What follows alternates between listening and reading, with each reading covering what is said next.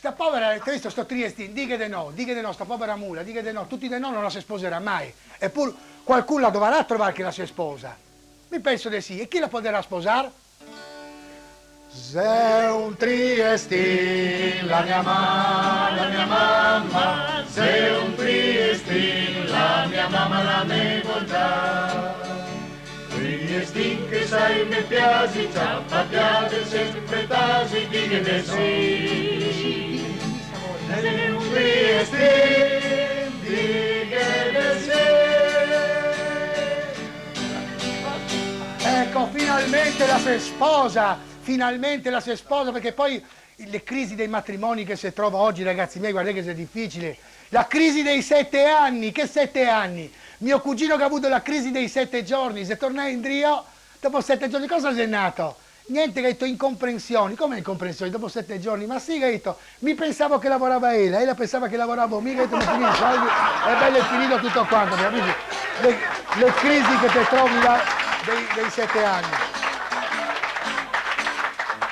Che poi triestini che te li trovi a Trieste, anche quei, mi piace sa quali, quei che cambia i bar ogni momento.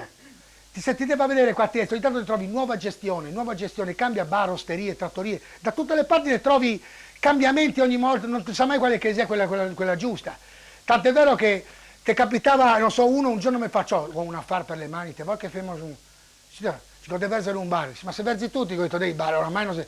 Ma dove che verso mi guarda se una roba, versemo un bar nel deserto del Sahara. Dove? Nel deserto del Sahara. Ma sono monaci nel deserto del Sahara.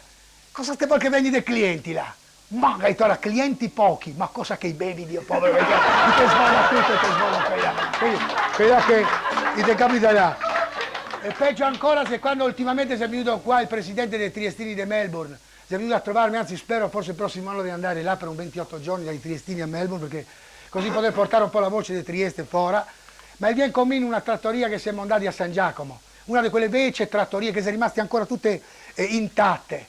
E questo matto mi fa, guardi, se 26 anni che mi manco di Trieste, la sa, ho visto tante robe cambiate, dici, ma quando entro queste vecchie trattorie qua mi si verzi il cuore, dici proprio. Mi vedo qua, dici, persino gli stessi busi che era quella volta là. Ero mulo, stessi busi, stessi mattoni, qua si respira veramente l'aria più genuina della vecchia Trieste, si respira veramente proprio, te senti la Trieste nel tutto completo che la sei qua.